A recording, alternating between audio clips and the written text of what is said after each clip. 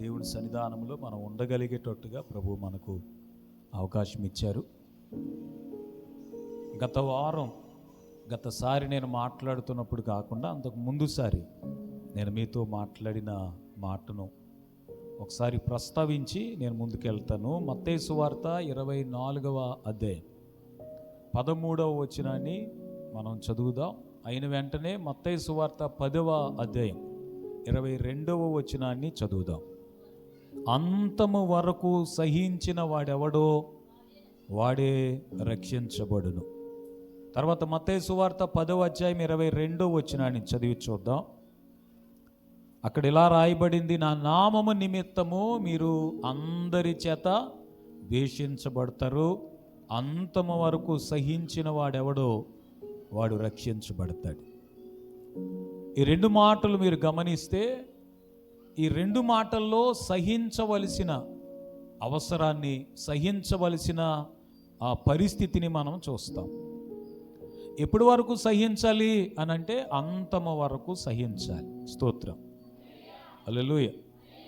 అంతము వరకు అనే మాటను మన జీవితాంతము వరకు మనము సహించవలసిన వారమై ఉన్నాం. రెండోది, యేసు ప్రభు రాకడ ఆలస్యమైతే మన జీవితము ముగించే వరకు సహించాలి. రెండోది, యేసు ప్రభు రాకడ వరకు సహించాలి. స్తోత్రం, హల్లెలూయా. యేసు ప్రభు రాకడ ఎప్పుడు వస్తుంది అని అంటే ఈ మత్తయి సువార్త 24వ అధ్యాయంలో రాయబడింది, ఈ రాజ్య సువార్త లోకమంతటా ప్రకటించబడుతుంది, అప్పుడు అంతము వస్తుందని చెప్తుంది బైబిల్. అప్పటి వరకు మనము సహించే వారమై ఉండాలి.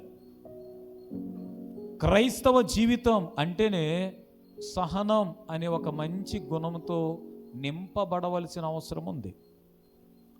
ఈ సహనమును గురించి మరి యాకోబు రాస్తూ అన్నాడు, వ్యవసాయకుడిని ఉదాహరణగా చెప్తూ, వ్యవసాయకుడు విలువైన భూఫలం పొందటానికి తొలకరి వర్షం కడవరి వర్షం సమకూడే వరకు ఓపికతో కనిపెడతాడు కదా అని చెప్తున్నాడు. స్తోత్రం, హల్లెలూయా. వ్యవసాయకుడు తొలకరి వర్షం పడింది కదా ఇక చాలులే అనుకోకుండా కడవరి వర్షం పడే వరకు, ఎందుకు అనంటే మంచి భూఫలం పొందాలనంటే దానికి తొలకరి వర్షం ఒక్కటే చాలదు. తొలకరి వర్షం విత్తనాలు వేయటానికి, మొలకలు రావడానికి పనికొస్తుందేమో, కానీ కడవరి వర్షం ఆ విలువైన భూఫలం నువ్వు చేతికి అందుకోవటానికి, నువ్వు దాన్ని అనుభవించటానికి పనికొస్తుంది. కనుక ఓపికతో నువ్వు కనిపెట్టవలసిన అవసరాన్ని యాకోబు తెలియచేస్తున్నాడు. స్తోత్రం, హల్లెలూయా.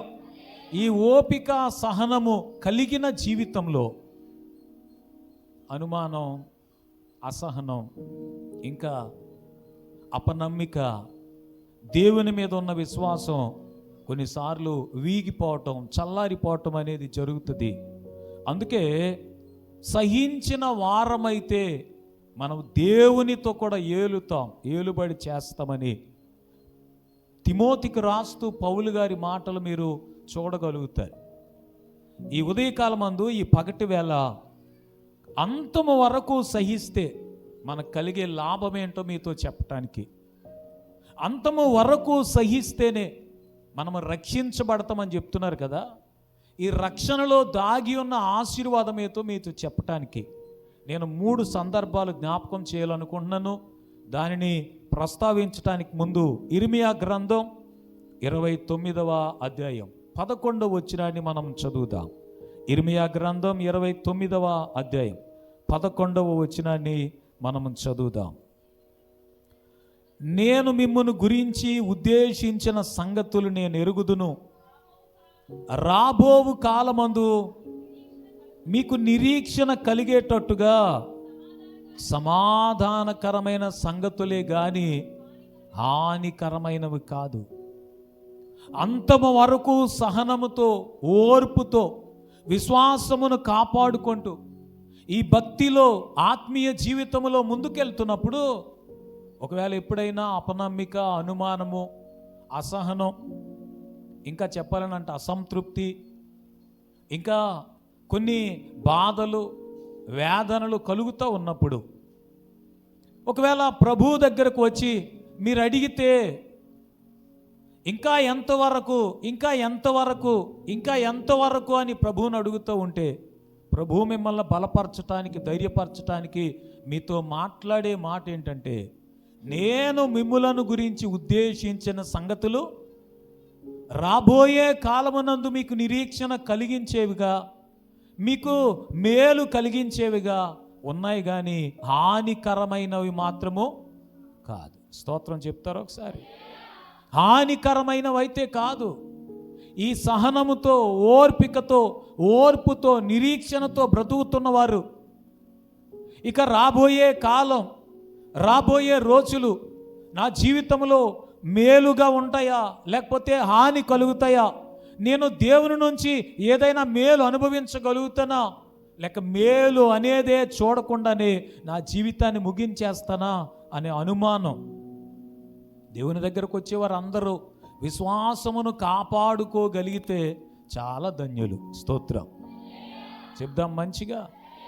తిమోతికి రాసిన 2వ పత్రిక 4వ అధ్యాయము 7వ వచనంలో పౌలు అంటారు,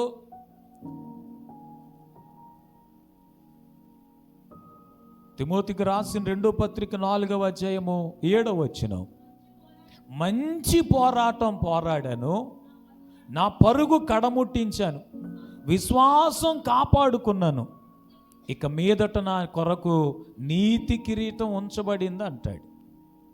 రాబోయే కాలం దేవుని నుంచి నువ్వు పొందే బహుమానం చాలా అద్భుతంగా ఉంటుంది.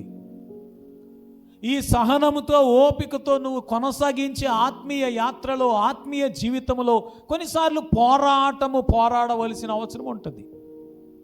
ఆ పోరాటం అంతం వరకు కొనసాగాలి అని అంటే సహనంతో, ఓపికతో నువ్వు తప్పకుండా ముందుకు వెళ్ళాలి. స్తోత్రం చెప్పాలి మంచిగా. ఒకవేళ ఎవరితోనైనా పోటీ పడుతూ ఉంటే, ఎవరితోనైనా పోరాటం చేస్తూ ఉంటే, ఎవరితోనైనా యుద్ధం చేస్తూ ఉంటే, మధ్యలోనే అలసిపోయి ఆగిపోయి యుద్ధం ఆపేస్తే గెలుపు అనేది దొరకదు, కిరీటం అసలే రాదు. అందుకే ఈ ఆత్మీయ యాత్రలో, ఆత్మీయ పోరాటంలో ఓపిక, సహనం చాలా అవసరం. స్తోత్రం. పౌలు అంటాడు, మంచి పోరాటం పోరాడాను, నా పరుగు కడ వరకు, అంతము వరకు కడముట్టించానని చెప్తున్నాడు. స్తోత్రం. హల్లెలూయా. ముందుకు వెళుతున్నప్పుడు రాబోయే కాలం ఎలా ఉండబోతుందో అని అడిగితే ప్రభు అంటాడు, రాబోయే కాలం అంతా నీకు క్షేమకరమైన, మేలుకరమైన, దీవెనకరమైన సంగతుల్ని నేను మీ కొరకు దాచి ఉంచాను అంటాడు. స్తోత్రం చెప్పాలి మంచిగా. నేను మరలా మీతో జ్ఞాపకం చేస్తాను, సహనం, ఓపిక ఎప్పుడు అవసరం అనంటే పరిస్థితులన్నీ బాగా ఉన్నప్పుడు ఏమంత సహనం, ఏమంత ఓపిక అవసరం లేనే లేదని చెప్పాలి. స్తోత్రం. కొంతమంది అదృష్టాన్ని నమ్ముకుంటూ ఉంటారు, కొంతమంది లక్కును నమ్ముకుంటారు. అందుకే ఈ పదం వినడానికి ఇష్టపడతారు, బెస్ట్ ఆఫ్ లక్. స్తోత్రం. లక్ అంటే అర్థం ఏంటి? నక్క తోక తొక్కొచ్చేసి అనుకోనని రీతిలో అదృష్టావశాత్తు వారికి కిరీటం వరించాలి. స్తోత్రం. ఏం చేయాలి? కిరీటం వరించాలి. వారు పోరాటం చేయకపోయినా, ఏమంత ఓపిక, సహనం వారికి లేకపోయినా, వెళ్ళిన వెంటనే, అనుకున్న వెంటనే వారు ఏది అనుకుంటే అది జరిగిపోతే అబ్బా చాలా బాగుంటుందని లక్కును నమ్ముకునే, అదృష్టాన్ని నమ్ముకునే వారు భూమి మీద చాలా ఎక్కువ మందే ఉంటారు. కానీ దేవుని బిడ్డలు మాత్రం సహనము, ఓపిక కలిగి అంతము వరకు ఈ ఆత్మీయ యాత్రను కొనసాగించాలి. స్తోత్రం చెప్తారా? హల్లెలూయా. అలాగని అంతము వరకు నేను వెళ్తాను, మంచిదే, అక్కడ నా కొరకు ఏముంటుంది అని అంటే మేలు, దీవెన, ఆశీర్వాదమే తప్ప హాని, ఆపద, అపాయం మీ కొరకు లేదని ప్రభు చెప్తున్నాడు. 3 సందర్భాలు నేను జ్ఞాపకం చేస్తాను. వారు ఓపికతో, సహనముతో వారి జీవితాన్ని కొనసాగించినప్పుడు, జీవించినప్పుడు, వారు అంతకంతకు ముందుకు వెళ్ళినప్పుడు, వారి జీవితము ముగించక ముందే దేవుని నుంచి వారు మేలు ఎలా అనుభవించారో మీకు జ్ఞాపకం చేయటానికి ఆదికాండము 50వ అధ్యాయం 15వ వచనం నుంచి కొన్ని మాటలు మనం చదువుదాం. ఆదికాండము 50వ అధ్యాయం 15వ వచనం నుంచి కొన్ని మాటలు మనం చదువుదాం. యోసేపు సహోదరులు తమ తండ్రి మృతి పొందుట చూచి, ఒకవేళ యోసేపు మన యందు పగపట్టి మనం అతనికి చేసిన కీడంతటి చొప్పున మనకు నిశ్చయముగా కీడు జరిగించును అనుకొని యోసేపుకు ఒక మెసేజ్ లేకపోతే ఒక కబురు పెట్టారట, ఒక వర్తమానం పంపించారు. ఏమని? నీ తండ్రి తాను చావక మునుపు ఆజ్ఞాపించింది ఏంటంటే, యోసేపుతో నీ సహోదరులు నీకు కీడు చేశారు గనుక దయచేసి వారి అపరాధాన్ని, వారి పాపమును క్షమించి, వినండి, నీ తండ్రి బ్రతుకున్నప్పుడు ఒక నిబంధన మాతో చేశాడు. అదేంటి అనంటే, నీ సహోదరులు నీ కీడు చేశారు కానీ నీవు మాత్రం వారి పాపాన్ని, అపరాధాన్ని క్షమించు. తర్వాత కాబట్టి దయచేసి నీ తండ్రి దేవుని దాసుల అపరాధమును క్షమించు అన్నారు. వారు యోసేపుతో ఇలాగ మాట్లాడుతూ ఉండగా, యోసేపు మాట్లాడుతూ ఆ మాటలు విని ఏడ్చి ఏమంటాడనంటే, మరియు అతని సహోదరులు పోయి అతని ఎదుట సాగిలపడి, ఇదిగో మేము నీకు దాసులమని చెబుతూ ఉన్నప్పుడు యోసేపు, భయపడొద్దు, నేను దేవుని స్థానములో మాత్రం లేను, మీరు నాకు కీడు చేయడానికి ఉద్దేశం కలిగి ఉన్నారు కానీ నేటి దినమున జరుగుచున్నట్టుగా దేవుడు దానిని మేలుకే ఉద్దేశించాడు అంటున్నారు. స్తోత్రం చెప్పాలి ఒకసారి. మంచి యోసేపు జీవితాన్ని మీరు గమనిస్తే, యోసేపు స్థానములో గనక మీరుంటే, అయ్యా నా కోసం నువ్వేం ఆలోచిస్తావు, నువ్వేమనుకుంటున్నావు, అసలు నాకు నీవు చేసిన వాగ్దానం ఏంటి, నా బ్రతుకేంటి, నువ్వు నాకు ఇచ్చిన దర్శనం ఏంటి, నాకు జరుగుతున్న కార్యాలేంటి అని తప్పకుండా మీరు అడిగే ఉంటారు. యోసేపు అలాగనే ఎప్పుడు మాట్లాడలేదని బైబిల్లో మనము వెతికితే మనకు కనబడుతుంది. స్తోత్రం చెప్పాలి మంచిగా. దేవుడు యోసేపుకి ఇచ్చిన కలలు, దర్శనాలు చూస్తే చాలా అమోఘముగా ఉన్నాయి. అలాంటి అమోఘమైన, అద్భుతమైన దర్శనాలు, కలలు, వాగ్దానములు కలిగిన యోసేపు జీవితం చూస్తే చాలా దుర్భరంగా, దయనీయంగా, అసలు ఎవ్వరు కూడా అనుభవించలేనంతగా కీడు, బాధ, దుఃఖము, కష్టము అనుభవిస్తూ ఉన్నాడు. అంత ఎందుకు జరిగిందనంటే, యోసేపుకు వచ్చిన కళ తన అమ్మ నాన్నలతోనూ అన్నదమ్ములతోనూ చెప్పటం వల్ల వచ్చిన బాధ ఇదంతా. కొన్నిసార్లు దేవుడు మీకు ఇచ్చిన వాగ్దానాలు, దేవుడు మీకు ఇచ్చిన దర్శనాలు ఎవ్వరికీ చెప్పకుండా అవి నెరవేరే వరకు మౌనంగా ఉండటమే మంచిదేమో. స్తోత్రం. దేవుడు మీకు చేసిన వాగ్దానం, దేవుడు మీకు ఇచ్చిన దర్శనం, దేవుడు మీకు ఇచ్చిన కలలు కొన్నిసార్లు ఎవ్వరితోనూ చెప్పకుండా మౌనంగా ఉండటమే మంచిదేమో.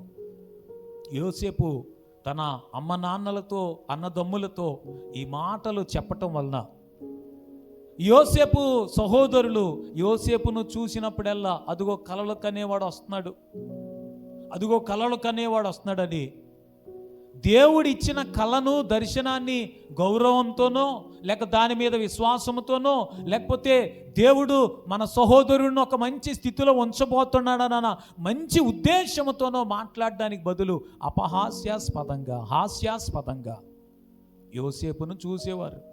ఒకానొక రోజున యోసేపును గోతులోనికి తోసేశారు, గోతులోనికి తీశారు, ఇస్మాయేలీలకు అమ్మేశారు, మిద్యానీయులకు అమ్మేశారు.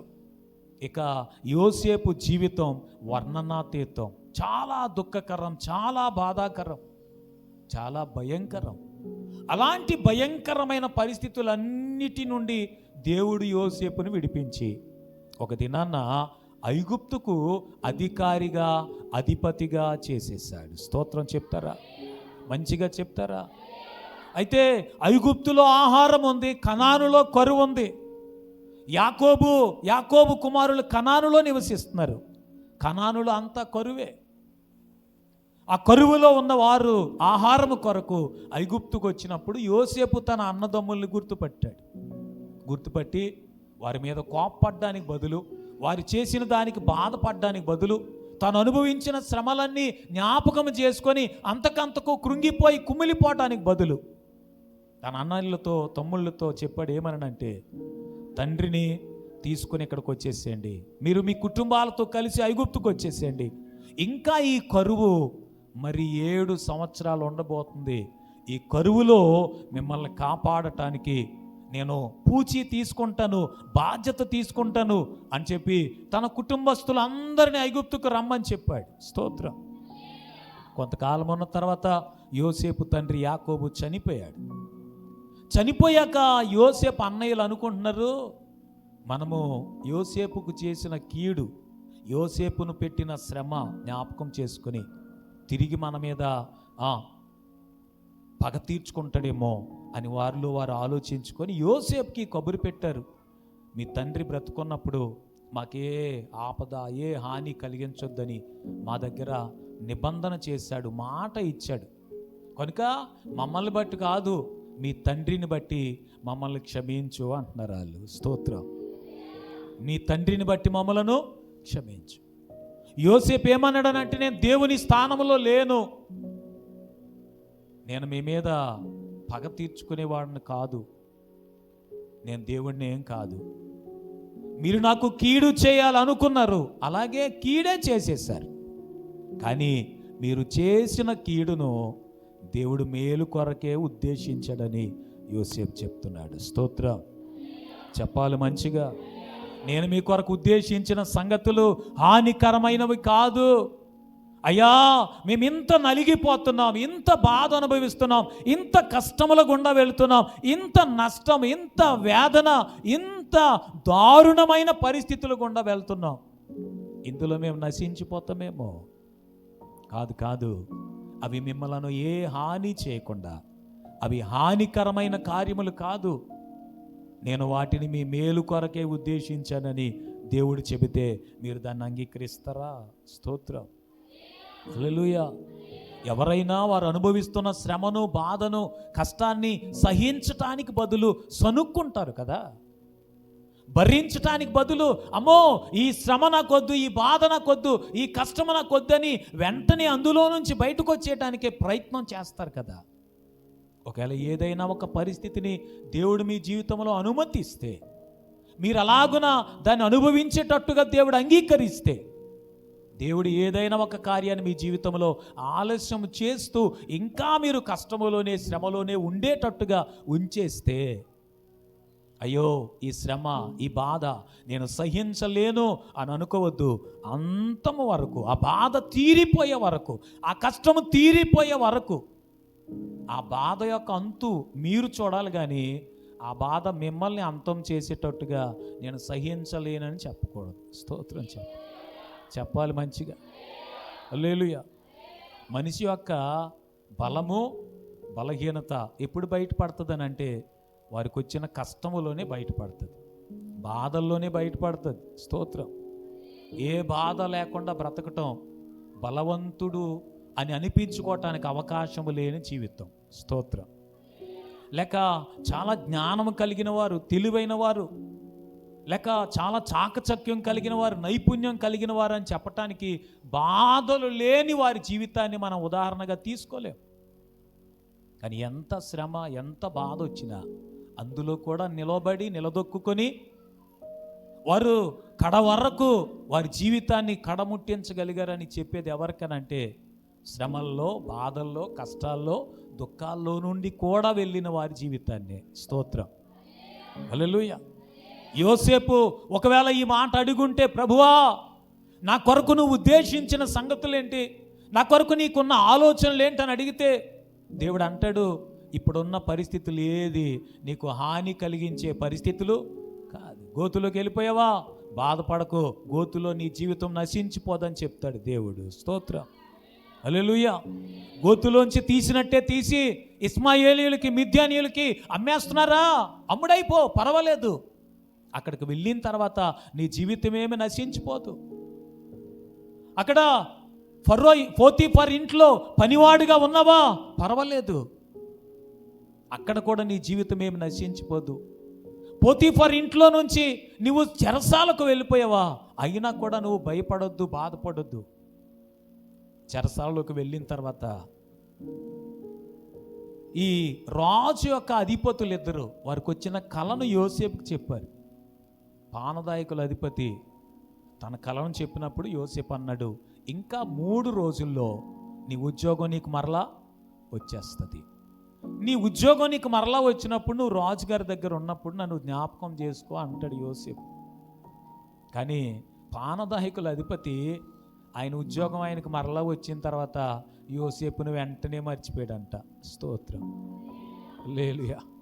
అలా జీవితంలో, నీ జీవితంలో నిన్ను జ్ఞాపకం ఉంచుకోవలసిన వారు, నీకు మేలు చేయాల్సిన వారు, నీ కష్టములో, బాధలో, దుఃఖములో నీకు సహాయపడవలసిన వారు నిన్ను చెయ్యి విడిచిపెట్టి నీకు దూరం అయిపోయినా, నిన్ను మరిచిపోయినా, అది కూడా దేవుడు నీ మేలు కొరకే అని ఆలోచించుకొని, అయ్యో ఇది నాకు నేను అనుభవించలేనంత హాని, ఆపద, అపాయమని నువ్వు కృంగిపోవద్దని, బాధపడొద్దని ఈ ఉదయకాలమందు యోసేపు జీవితాన్ని మీ ముందు పెడుతున్నాను. స్తోత్రం, హల్లెలూయా. అలాగున యోసేపు అనుభవించిన బాధలు అసలు వర్ణనాతీతం. అన్ని బాధలు అనుభవించి కూడా వాటిని ఎంతగా సహించాడో, ఎంతగా భరించాడో. సహోదరులు యోసేపు కాళ్ళ మీద పడిపోయి కాళ్ళ బేరానికి వచ్చి, అయ్యా మేము నీకు దాసులం, మమ్మలను క్షమించు అని అంటుంటే అంటాడు, కొంచెము కూడా బాధ లేని, కొంచెము కూడా అసలు ఆ బాధను జ్ఞాపకము చేసుకోనని మంచి వ్యక్తిగా, మంచి మనసుతో అంటాడు, మీరు నాకు కీడే చేయాలనుకున్నారు కానీ దేవుడు దానిని మేలు కొరకు ఉద్దేశించాడు. స్తోత్రం. సహనములో ఉన్న ఒక అద్భుతమైన సంగతి ఏంటంటే, అనుభవించగలిగే, భరించగలిగే సహనం, ఓపిక, ఓర్పు ఉంటే అది మాట అయినా, దెబ్బ అయినా, శ్రమ అయినా, వేదనైనా, నష్టమైన, కష్టమైనా దాని ముగింపు మహిమకరంగా దేవుడు మార్చేస్తాడు. స్తోత్రం. దాని ముగింపు ఏం చేస్తాడు? మహిమకరంగా మారుస్తాడు. ఆయన నీ శ్రమను, దుఃఖాన్ని, బాధను కూడా నీకు మేలుకరంగా మార్చేసి కీడును కూడా మేలు కొరకే నీ జీవితంలో అనుమతించి, అనుగ్రహించి నేను ముందుకు తీసుకెళ్ళిపోతాడు. స్తోత్రం చెప్దామా? హల్లెలూయా. అసలు ఈ బాధ అనుభవించటానికి, ఈ కష్టం అనుభవించటానికి అసలు ఏ కారణం లేదండి. ఊరకనే, ఏ కారణం లేకుండానే నాకు ఇలాంటి పరిస్థితులు వస్తున్నాయి అని అనుకుంటుంటే, ఏ కారణం లేకపోయినా నీ శ్రమను, బాధను, దుఃఖాన్ని, నీ కీడును నా దేవుడు మేలుగా మార్చేస్తాడు. స్తోత్రం చెప్దామా మంచిగా? అందుకనే ఈ ఆత్మీయ జీవితం, ఈ ఆత్మీయ యాత్ర సహనంతో, ఓపికతో మీరు మీ జీవితాన్ని నింపుకోవాలని ఈ ఉదయకాలం అంది పగటి వేళ నేను మీకు జ్ఞాపకం చేస్తున్నాను. స్తోత్రం చెప్తారా? మరొక సందర్భాన్ని నేను మీకు చూపిస్తాను. దేవుడు ఇశ్రాయేలు ప్రజలు ఐగుప్తు దేశంలో బాధ అనుభవిస్తూ ఉన్నప్పుడు, ఇక మేము భరించలేం అని అన్నప్పుడు, వారిని ఐగుప్తులో నుంచి వెలుపలకి తీసుకుని రావడానికి మోషేను పంపించి వారిని వెలుపలకి తీసుకుని వచ్చేసాడు. స్తోత్రం చెప్పండి, హల్లెలూయా. బయటికి తీసుకొచ్చిన తర్వాత వారికి బయటకు వచ్చిన వెంటనే ఎదురైన పరిస్థితి ఏంటంటే, ఒక్కసారి నిర్గమకాండం 15వ అధ్యాయం 22 నుంచి మనం చదివితే వారికి వెంటనే ఎలాంటి కష్టతరమైన పరిస్థితి ఎదురైందో మీరు అక్కడ చదువుతారు. మోషే ఎర్ర సముద్రము నుండి జనులను సాగచేయగా వారు షూరు అరణ్యములోనికి వెళ్ళి దానిలో 3 దినములు నడిచారు. అచ్చట వారికి నీరు దొరకలేదు. అంతలో వారు మారాకు చేరారు. వినండి, ఎర్ర సముద్రం దాటుకుని వచ్చారా? ఎంత అద్భుతమో! స్తోత్రం చెప్పాలి మంచిగా. ఎంత అద్భుతమో, ఎంత సంతోషమో! ఆ సంతోషం ఎంతోసేపు లేదు అనడానికి వారు 3 దినములు షూర్ అరణ్యములో ప్రయాణం చేసి వచ్చిన తర్వాత వారు ఇంకా ముందుకెళ్తుంటే మారా ఎదురైందంట. వారు అసలే నీళ్లు దొరక్క, నీరు త్రాగడానికి నీరు లేక చాలా బాధపడుతూ ఉన్నారు. అలాంటి పరిస్థితుల్లో వారికి త్రాగడానికి మంచినీరు కాదు, చేదు నీరు దొరికిందట. మారా ఆ నీళ్లు త్రాగలేక తెగ బాధపడిపోయారు వాళ్ళు. స్తోత్రం. ఈ నీళ్ళు మేము త్రాగలేకపోతున్నాం అంటారు. కానీ దేవుడు మారాను మధురమైన జలములుగా మార్చేశాడు. స్తోత్రం చెప్తారు. హల్లెలూయా. ఒకవేళ మీ జీవితంలో చేదు బాధ మేము భరించలేమండి, అమ్మో తట్టుకోలేకపోతున్నామండి, మేము ఈ పరిస్థితులు గుండా వెళ్ళలేకపోతున్నామండి అంటారేమో. ఈ చేదును, ఈ బాధను, ఈ మార అనుభవాలను నా ప్రభువు మీకు మధురంగా మార్చేస్తాడు. రాబోయే కాలం ఎలా ఉండబోతుంది అని అంటే మీరు సహించి ఓపికతో ఈ ఆత్మీయ యాత్రను కొనసాగిస్తే మీ జీవితాన్ని మధురముగా నా దేవుడు చేసేస్తాడు. స్తోత్రం చెప్తారా మంచిగా? మీ జీవితంలో అనుభవించిన చేదంతా బాధంతా మరిచిపోయేటంతగా, ఇక కనిపించనంతగా మీ జీవితాన్ని నా దేవుడు మధురంగా మార్చగలడు. మీ జీవితాన్ని మధురముగాను ఆనందంగాను ఆయన చేయగలడు. రాబోయే కాలం ఎలా ఉంటుంది అని అడిగితే ఇంత సహిస్తున్నాను కదా, ఇంత భరిస్తున్నాను కదా. కొంతమంది యేసు ప్రభు కొరకు చాలా భరిస్తారండి. స్తోత్రం. ఎంత భరిస్తారనంటే యేసు ప్రభు బట్టి, యేసు ప్రభువుని అంగీకరించినందుకు, యేసు ప్రభు బిడ్డలుగా బ్రతుకుతున్నందుకు వారు చాలా భరిస్తారు. ఇంట్లో భరిస్తారు, బయట భరిస్తారు. హేళన, అవమానము, వేదన, దుఃఖము, కష్టము, ఇలాంటి పరిస్థితులు గుండా నేను వెళ్తున్నాను కదా, అంతా చేదే, అంతా బాధే. ఈ బాధ ఇక భరించలేను అని అనుకుంటుంటే నా ప్రభు అంటాడు, ఈ చేదును మధురముగా నేను మార్చటానికి నీ పట్ల ఉద్దేశం కలిగి ఉన్నానని చెప్తాడు. స్తోత్రం చెప్దామా మంచిగా? చేదును మారాను ఆయన ఎలా మార్చేస్తాడట? మధురముగా మార్చేస్తాడు. కనుక ఇప్పుడు ఏ పరిస్థితి అయినా చేదుగా ఉంటే దాని గురించి ఏం బాధపడొద్దు. హల్లెలూయా. ఏ పరిస్థితి అయినా అసలు భరించలేనంత బాధగా అనిపిస్తూ ఉంటే దాని గురించి కూడా బాధపడొద్దు. స్తోత్రం చెప్పాలి మంచిగా. హల్లెలూయా. వెంటనే దేవుడు వారికి ఏం చేశాడనంటే ఆ మారా నీళ్లు మధురముగా మార్చేశాడు. మీ జీవితంలో కూడా నా దేవుడు అలా చేస్తాడు. ఆయన చేయటానికి శక్తిమంతుడు. హల్లెలూయా. ఆయన చేయటానికి శక్తిమంతుడు. ఒకవేళ ఈ మార అనుభవాలు గుండా వెళ్తున్నప్పుడు మీ జీవితాన్ని దేవునికి కాకుండా మరి ఎవరి చేతులైనా పెట్టారు అనుకోండి, ఎవరి చేతులనైనా పెట్టారు అనుకోండి, వారు మీ చేదుని ఇంకా పెద్ద చేదుగా చేసేస్తారు. స్తోత్రం చెప్పట్లేదు మీరు. ఉదాహరణ చెప్పమంటారా? కోడిని చేస్తారు కదా, ఎలాగా సిద్ధం చేస్తారు కదా, చేతకాని వాడి చేతిలో పెట్టారు అనుకోండి, అది పందెం కోడే, కోస మాంసమే, చాలా టేస్ట్గా ఉంటుందని కొనుక్కున్నారే, కానీ చేతకాని వాడి చేతిలో పెట్టారు పందెం కోడి. స్తోత్రం. అదేమైపోద్దనంటే మీరు వండి తింటున్నప్పుడు మొత్తం కూర అంతా చేదైపోద్ది. కారణం ఏంటో అమ్మా? ఒక చిన్న పొరపాటు జీవితం అంతా చేదుగా మార్చేస్తుంది.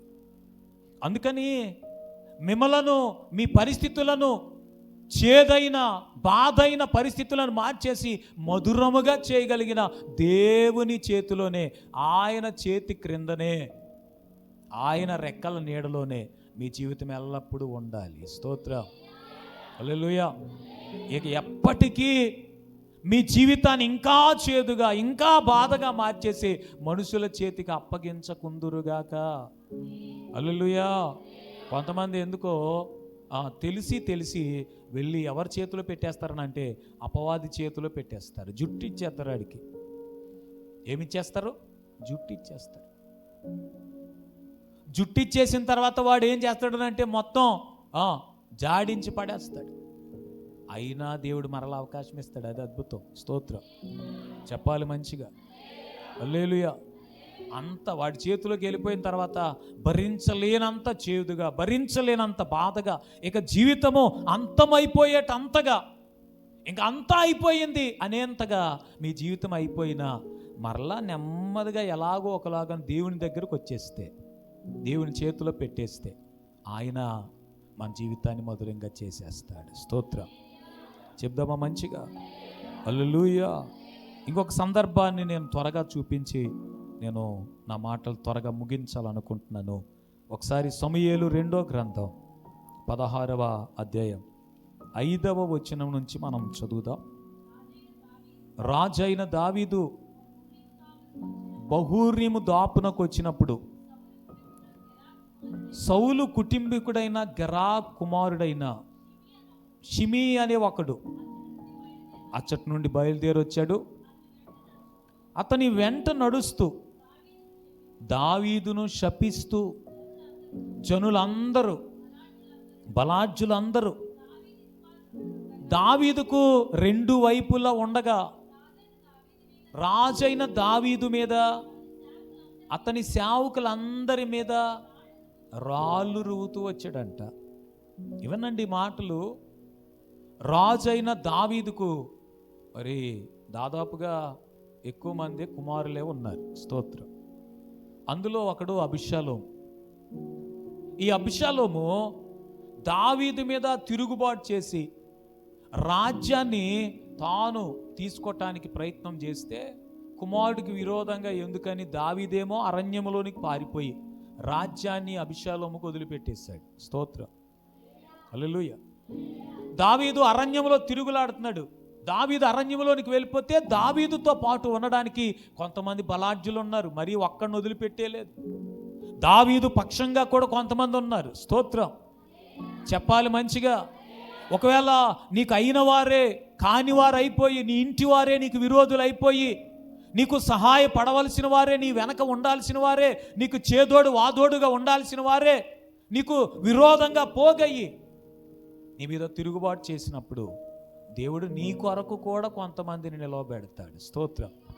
ఒకవేళ ఎవ్వరు నీ పక్షంగా లేరనుకోండి, దేవుడే మీ పక్షమందు నిలబడతాడు. స్తోత్రం చెప్పాలి మంచిగా.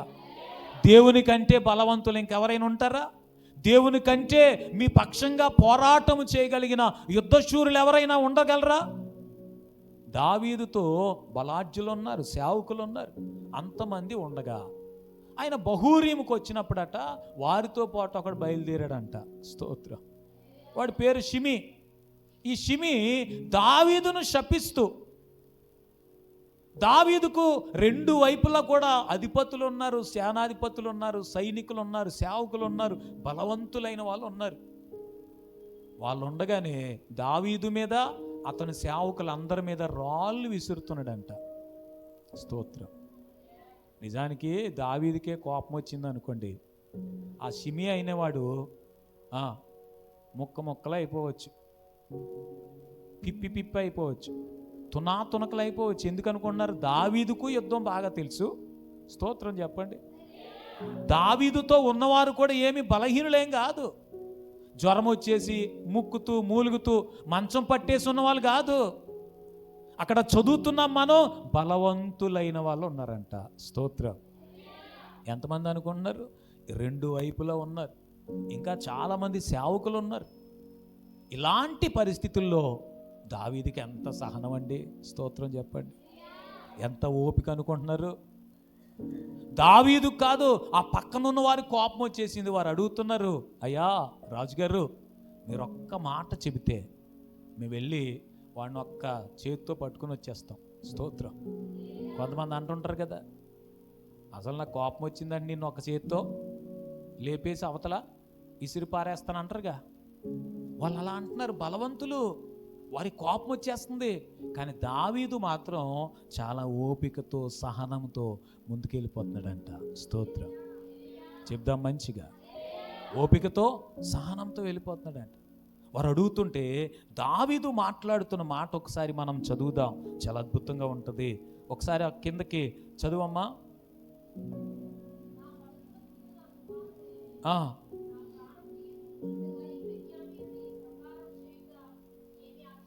ఆ, ఆ. యెహోవా వానికి సెలవిచ్చాడు గనుక వానిని శపించనీయండి. స్తోత్రం చెప్పండి ఒకసారి. హల్లెలూయా. అన్నాడు, నా కడుపును పుట్టినవాడే నాకు విరోధంగా తయారైతే ఈ షిమి అనేవాడు చేయటం పెద్ద ఆశ్చర్యమేం కాదు. హల్లెలూయా చెప్పాలి మంచిగా. ఏం ఆశ్చర్యం కాదు. ఈ షిమి అనేవాడు ఇలాగ మాట్లాడడం పెద్ద ఆశ్చర్యమేం కాదు. ఒకవేళ దేవుడే వాడికి పర్మిషన్ ఇచ్చాడేమో. స్తోత్రం. హల్లెలూయా. ఎవరు పర్మిషను?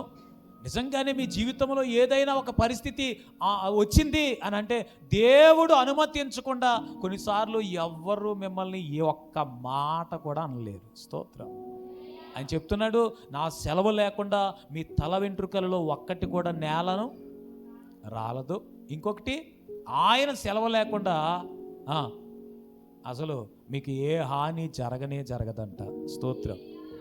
అందుకే దావీదు అంటాడు, దేవుడే ఒకవేళ వారికి సెలవిచ్చాడు, వాడిని శపించనీయండి. స్తోత్రం.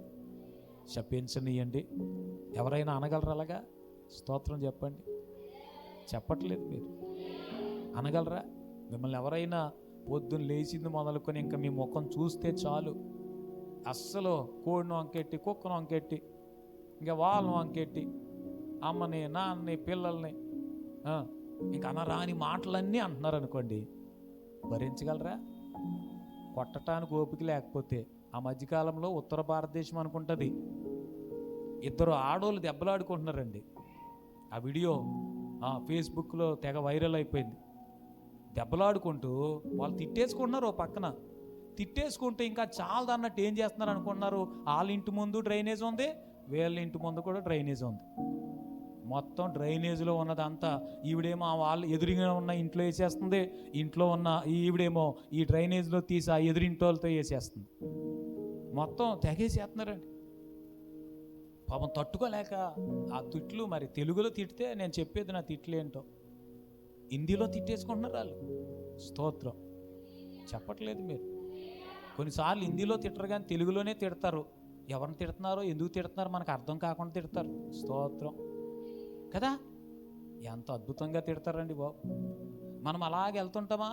నిజంగా ఉమ్ము రాకపోయినా ఉమ్ము వచ్చినట్టే క్యాండర్కి ఇచ్చి ఈ గొంతంతా కపం చేరిపోయినట్టు అని ఊస్తారు. హల్లెలూయా. నిజంగా భరించగలరంటారా? భరించగలరా? సహించగలరా? తట్టుకోగలరా? స్తోత్రం చెప్పండి ఒకసారి. హల్లెలూయా. కానీ దావీదు అంటున్నాడు, మనం శపించనీయండి. స్తోత్రం చెప్పండి. ఏం చేయనివ్వండి? శపించనీయండి. ఆ తర్వాత మాట్లాడుతున్న మాట చదువుదాం ఒకసారి. వాడు అలా శపిస్తూ ఉంటే దేవుడు నా శ్రమను పట్టించుకుంటాడేమో. వాడు పలికిన శాపమునకు బదులుగా యెహోవా నాకు మేలు చేస్తాడేమో, కనుక వాడిని శపించనీయండి అంటున్నాడు. స్తోత్రం చెప్పాలి ఒకసారి మంచిగా. వాడు శపిస్తూ ఉన్నాడు కదా, శపించనీయండి. వీళ్ళు అంటారు, రాజుగారు అసలు మీకు ఎలాగ ఉండబుద్ధి అవుతుందో, అది ఎలా తట్టుకుంటున్నారో మేమైతే భరించలేమండి. మాకు ఒక మాట చెప్పండి, వాడిని తీసుకొచ్చేస్తాం, మీరేం చేయమంటే చేసేస్తాం అంటున్నారు వాళ్ళు. దావీదు అంటున్నాడు, ఒరు బాబు మీకు ఎందుకు వచ్చిందిరా, వాడు నన్ను కదా తిడుతున్నాడు, మిమ్మల్ని అంటున్నట్టు ఫీల్ అయిపోతారు ఎందుకు? స్తోత్రం చెప్పట్లేదు మంచిగా. మిమ్మల్ని అంటున్నట్టుగా ఫీల్ అయిపోతారు ఎందుకు? హల్లెలూయా. ఉదాహరణకు ఆలోచించండి, ఇలా మాట్లాడగలరా మీరు కానీ ఎవరైనా? హల్లెలూయా. దావీదులాగా మాట్లాడలేరు, దావీదుతో ఉన్నవారిలాగా కూడా మాట్లాడలేరు కొంతమంది. ఇప్పుడు దావీదుని తిడుతున్నారు కదా, పక్కన ఉన్న వాళ్ళు ఏమంటున్నారు? మీరు మాట చెప్పండి అని తీసుకొచ్చేస్తామంటున్నారు వీళ్ళు. అదే మీరే ఉన్నారు అనుకోండి అక్కడ, మీరైతే ఏం చేసి ఉంటారో. నిజమేనండి, దావీదు అలాంటోడే. తిట్టినా అన్న. స్తోత్రం. చిన్నరాయి కాదు, పెద్దరాయి ఇచ్చుకొని, బండరాయి ఇచ్చుకొని తల మీద వేసే. హల్లెలూయా కదా. కొంతమంది తిట్టుకుంటూ ఉంటారా, దెబ్బలాడుకుంటూ ఉంటారా? ఈ పక్కన పొగరాజు పెట్టి వాళ్ళు ఉంటారు. హల్లెలూయా. పక్కన ఏం చేస్తారు? ఈ తిట్టు వాళ్ళు ఇంకా రెచ్చగొడుతుంటారు. అలాగన్నదా? నిజమే, అనే ఉంటుంది నిన్ను. ఇంకో రాయి వేసేయ్ అని రెచ్చగొట్టేస్తారు. కానీ దావీదు పక్కన ఉన్న వాళ్ళు అంటారు, తిట్టివాడిని తిట్టేటట్టుగా కాదు. దావీదు గారు మీరు ఒక్క మాట సెలవిస్తే రాజుగారు వాడిని తీసుకొచ్చేస్తామంటున్నారు. దావీదు అంటాడు, నన్ను అంటుంటే మీకెందుకు? స్తోత్రం చెప్పాలి ఒకసారి. మంచి దేవుని బిడ్డలారా, మనం తప్పకుండా దావీదులాగా సహించవలసిన వారమై ఉన్నాం. స్తోత్రం. దావీదులాగా నెమ్మదిగా ఉండవలసిన వారమై ఉన్నాం. హల్లెలూయా. చెప్దాం మంచిగా. దావీదు అంటున్నాడు, దేవుడే సెలవిచ్చాడేమో వాడిని అలా శపించనియండి, వాడి శాపమునకు బదులుగా దేవుడు నాకు మేలు చేస్తాడు. స్తోత్రం చెప్దాం మంచిగా. హల్లెలూయా. దేవుని బిడ్డలైన మనకు తప్పకుండా యోసేపు లాంటి సహనం ఉండాలి. స్తోత్రం. ఎలాంటి సహనం? నిజంగా ఆ బాధలు భరించడం మాటల్లో చెప్పగలిగినంత సులువు కాదు. ఒకవేళ ఈ బాధలు చేదుగా మనం అనుభవించలేని అంతగా వేదనగా మారిపోయినా కూడా దేవుడు వాటిని ఏం చేయగలడనంటే మారాను మధురముగా అయినా మార్చేయగలడు. దావీదుకున్నంత ఓర్పు సహనం మనకుండాలి. స్తోత్రం చెప్పాలి మంచిగా. కొన్నిసార్లు బయట నుంచి వచ్చే బాధలు భరించగలగాలి.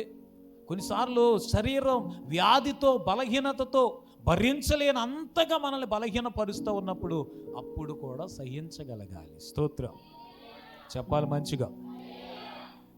ఏ బాధనైనా ఆయన శాపమును మేలుగా, శాపమును ఆశీర్వాదంగా ఆయన మార్చివేయగలిగిన దేవుడని ఈ పగటి వేళ నేను మీకు ప్రకటన చేస్తూ ఉన్నాను. స్తోత్రం చెప్దామా? హల్లెలూయా.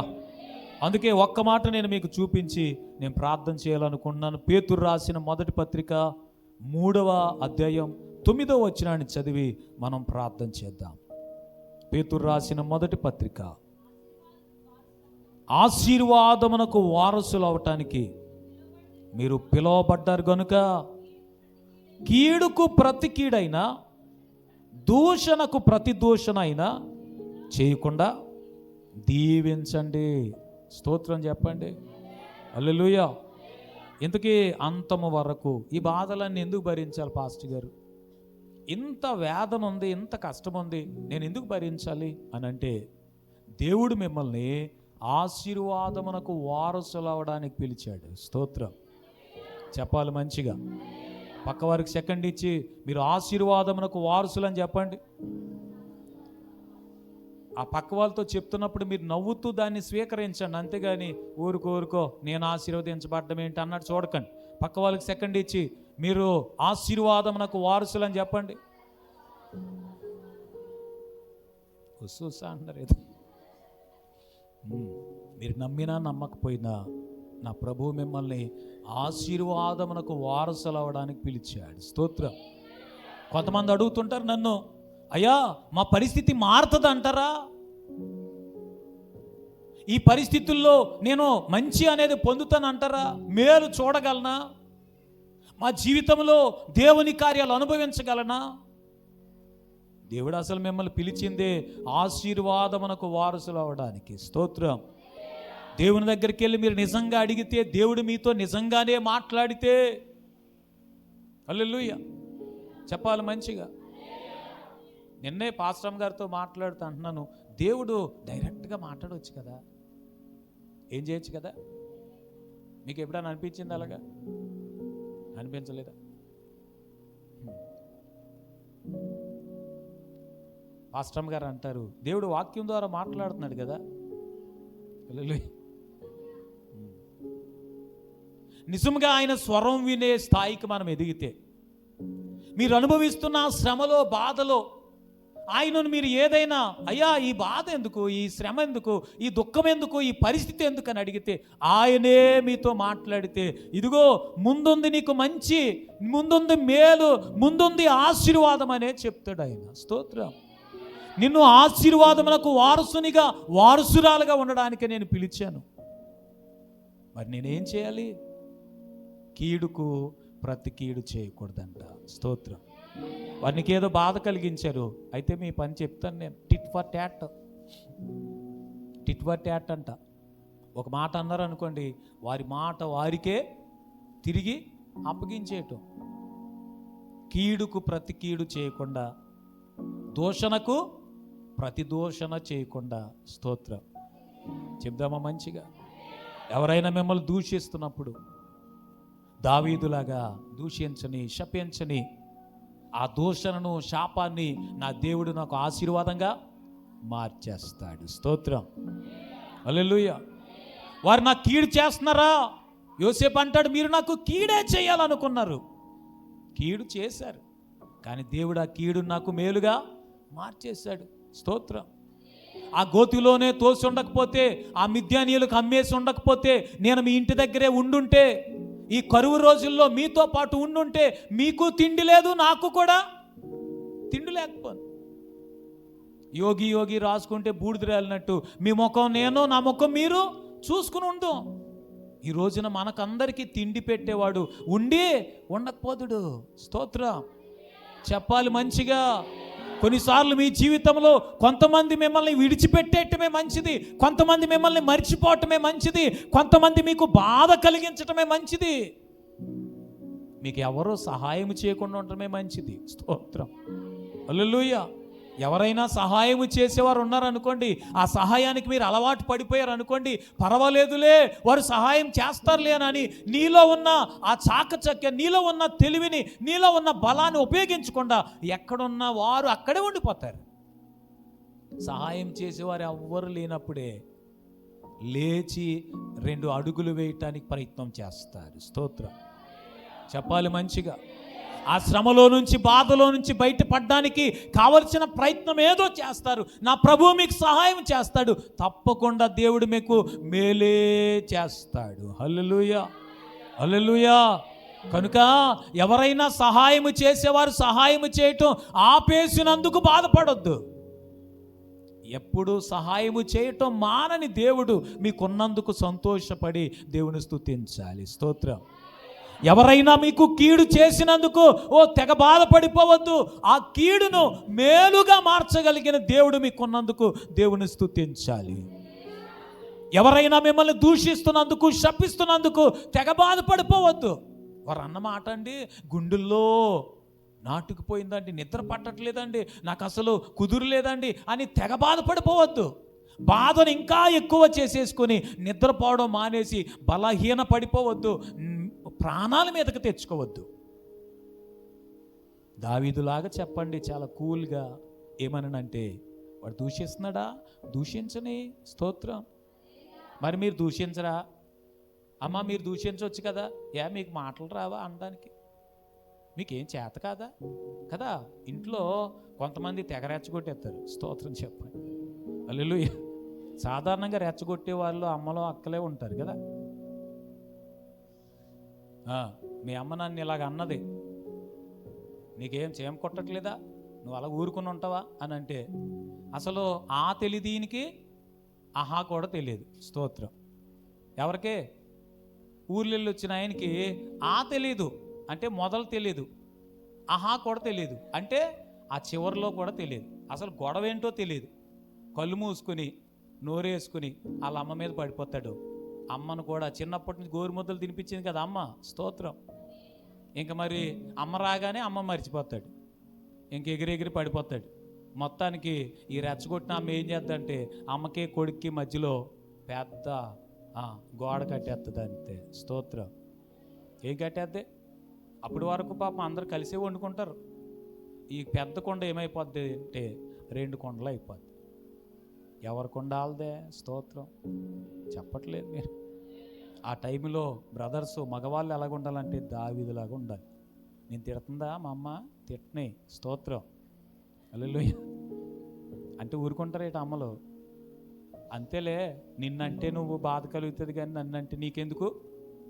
స్తోత్రం చెప్పండి. హల్లెలూయా. నిజంగా అలాంటి టైంలో సహిస్తే కుటుంబాలు, కుటుంబ జీవితాలు ఎంత ఆనందంగా ఉంటాయి. స్తోత్రం.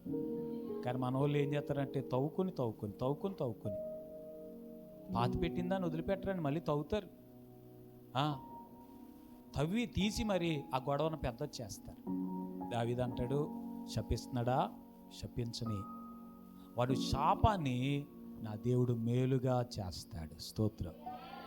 దేవుడు ఏం చేయగలడనంటే మారాను మధురంగా మార్చగలడు. సహించు, చేదే ఉందండి, బాధే ఉందండి, అసలు ఈ సంవత్సరం అంతా ఇలాగే ఉందండి, ఈ సంవత్సరంలో 6 నెలలు గడిచిపోయాయి కానీ ఇంకా నా పరిస్థితి అలాగే ఉందండి, నేను ఎన్నిసార్లు ప్రయత్నం చేస్తున్నా, ఎన్నిసార్లు ప్రార్థన చేస్తున్నా, ఎన్నిసార్లు ఎవరితో ఏది మాట్లాడుతున్నా నా పరిస్థితులు ఏది మారలేదండి. బాధపడొద్దు, నా దేవుడు మారాను మధురంగా మార్చేస్తాడు, చేదును తీపిగా మార్చేస్తాడు, కీడును మేలుగా మార్చేస్తాడు. కనుక కీడులో ఎవరైనా కీడు చేస్తున్నప్పుడు సహించలేని వారే ఏం చేస్తారంటే కీడుకు ప్రతి కీడు చేయటానికి వారు ప్రయత్నం చేస్తారు. కానీ ప్రభు అంటాడు, మీరు అలా చేయకూడదు. ఎందుకనంటే మీరు ఆశీర్వాదమునకు వారసులుగా పిలువబడ్డారు. స్తోత్రం. మీ స్థాయి నుండి దిగిపోకూడదు, మీ స్థాయి నుండి ఏమవకూడదు, దిగిపోకూడదు. స్తోత్రం.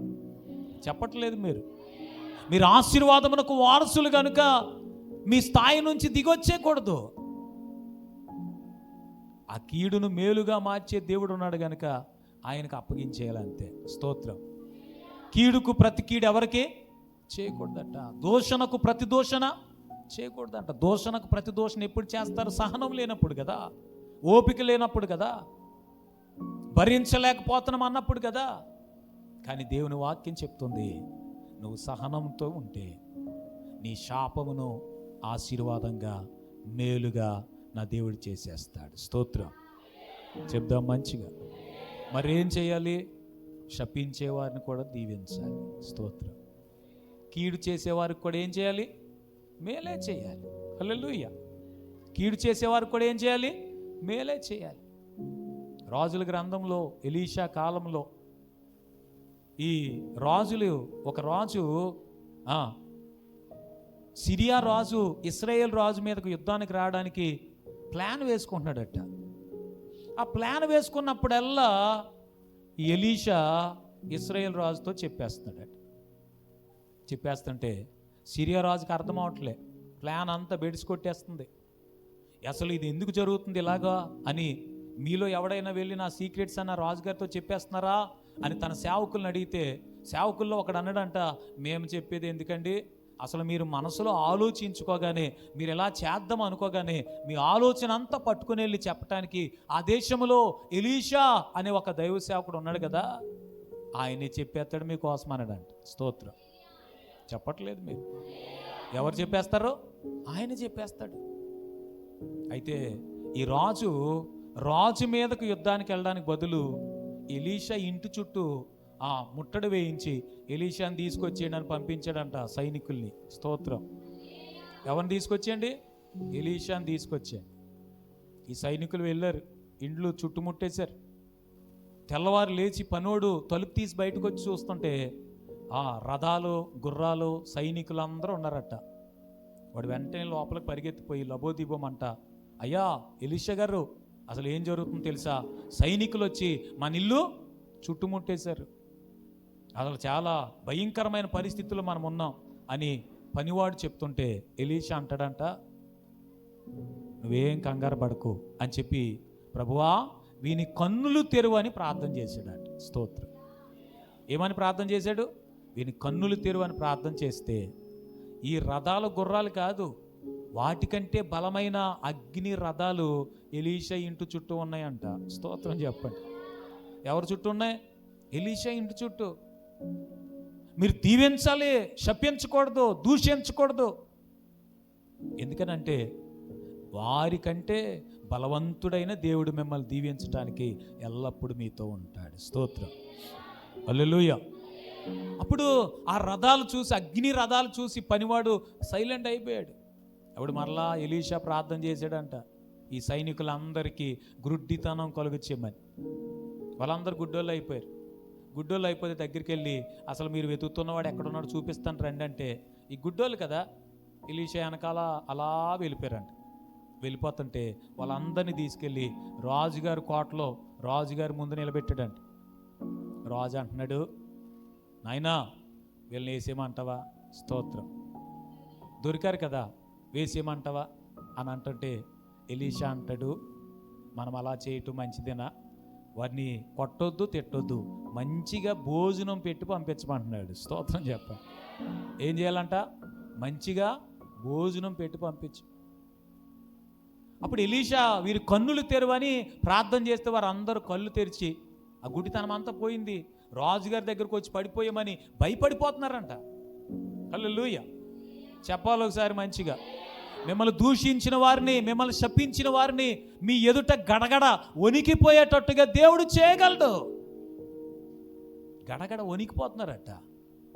అప్పుడు ఎలీషా అన్నాడు, వారిని ఏం చేయొద్దు, వారికి హాని చేయొద్దు, వారికి భోజనం పెట్టి పంపమన్నాడంట. స్తోత్రం.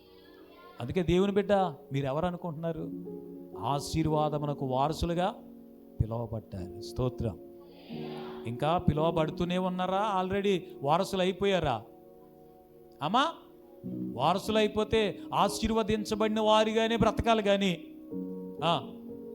ఇంకా ఆశల ఎడారిలో తిరుగులాడుతున్నట్టుగా తిరగకూడదు. స్తోత్రం చెప్పండి, చెప్పాలి మంచిగా. ఏ ఆశ లేని వాళ్ళు, అసలు జీవితం మీద ఆశే లేని వాళ్ళు బ్రతుకుతారు కదా కొంతమంది. అమ్మ బాగున్నారా అని అడిగితే ఏం బాగులే అండి. అలాంటి మాటలు మీ నోట్లో ఎప్పుడు రాకూడదు. స్తోత్రం. మీరు ఇలాగున్నారేంటనంటే, నా సంగతి నీకు తెలియదు, ఇప్పుడు ఇలా ఉన్నాను కానీ ఒకప్పుడు నేను ఎలా ఉండబోతున్నాను నీకు తెలియదని చెప్పాలి. స్తోత్రం చెప్పాలి మంచిగా. ఎవరైనా వచ్చి మీ కష్టాన్ని చూసి, బాధను చూసి, నిట్టూర్పులు విడిచి మీ మీద జాలి పడ్డానికి ప్రయత్నం చేస్తే అయ్యో అన్నారు అనుకోండి, అయ్యయ్యో అలాగ అనకూడదు, తప్పు తప్పు అని మీరేం చెప్పాలనంటే, ఇప్పుడు ఇలాంటి పరిస్థితి నీకు కనబడుతుంది కానీ ఒకానొక రోజున నా పరిస్థితి ఎలా ఉండబోతుందో నీకు తెలియదు, నువ్వు ఊహించలేవు, ఆలోచించలేవు, నీ ఊహకు అందనంత ఉన్నతమైన కార్యాలు దేవుడు నా కొరకు చేయబోతున్నాడని చెప్పాలి. స్తోత్రం. హల్లెలూయా. కొంతమంది అండి లోకంలో పని పాటు ఉండదు వాళ్ళకి. దేవుణ్ణి నమ్ముకున్నారు కదా, అయినా కానీ ఇలాగ ఉన్నారేంటి మీరు? దేవుణ్ణి నమ్ముకున్నాం కనుకనే ఇలాగ ఉన్నాం. స్తోత్రం. అదే దేవుణ్ణి నమ్ముకుని ఉండకపోతే ఇలా కూడా ఉండకలేకపోదు. ఆ బాధలు తట్టుకోలేక, శ్రమను తట్టుకోలేక, సహించలేక ఈ పాటికి ఎప్పుడో జీవితాన్ని పెద్ద బకెట్ తన్నేసి అందరికి భోజనాలు ఎట్టేయండి బాబా, నా పేరు చెప్పి నేను పోతున్నాను ఇంకా. హల్లెలూయా. నిజం కదండి. లోకంలో ఈ బాధలు భరించలేక, కష్టాలు తట్టుకోలేక ఎంతమంది, చిన్న పెద్ద తేడా లేదు, ఎంతమంది వారు ఏం చేస్తున్నారనంటే జీవితానికి చరమాంకం పలికేస్తున్నారు. కానీ దేవుని నమ్ముకొని దేవుని కృపలో ఉన్నాం కనుకనే ఎన్ని బాధలున్నా, స్తోత్రం, ఎంత కష్టం వచ్చినా, హల్లెలూయా, ఇంకా మనం ఎలా ఉండగలుగుతున్నాం. అందుకే ఈసారి ఎవరైనా వచ్చి మీరు దేవుణ్ణి నమ్ముకున్నారు కదా అన్నారు అనుకోండి, దేవుణ్ణి నమ్ముకున్నాం కనుకనే ఇలాగున్నామని చెప్పాలి. స్తోత్రం. మేమెవరమో తెలుసా? ఆశీర్వాదమునకు వారసులమని చెప్పాలి. పొందబోయే మహిమ ఎదుట ఈ కష్టము, ఈ చేదు, ఈ బాధ, ఈ శ్రమ అసలు ఎందుకు పనికిరాదని చెప్పాలి. హల్లెలూయా, హల్లెలూయా. ఎవరైనా దూషిస్తే పొరపాటును కూడా వారిని ఏం చేయకూడదు? దూషించొద్దు. హల్లెలూయా. మరేం చేయాలి? దావీదు మీద రాళ్ళు ఇసిరేస్తున్నారట. అవును, దావీదు చేతకాక అనుకుంటున్నారు అలాగుంటా. ఇలాగ వెళ్ళాడు అనుకోండి, అన్ని సంకలో ఎట్టుకుని వచ్చేస్తాడు అంతే. స్తోత్రం. గొల్లియాతు అంతటి వాడే దావీదు ముందు ఏం చేయలేకపోయాడు? నిలబడలేకపోయాడు కదా. పోనీ దావీదు ఒక్కడేనా అంటే, దావీదు పక్కన బలాఢ్యులైన వారు ఉన్నారు. ఆ చిమి నానా మాటలు అంటున్నా, రాళ్లతో కొడుతున్నా మౌనంగానే ఉన్నాడంట. స్తోత్రం చెప్పాలి మంచిగా. ప్రార్థన చేయటానికి ముందు ఒక్క మాట చదివేసి ప్రార్థన చేద్దామా?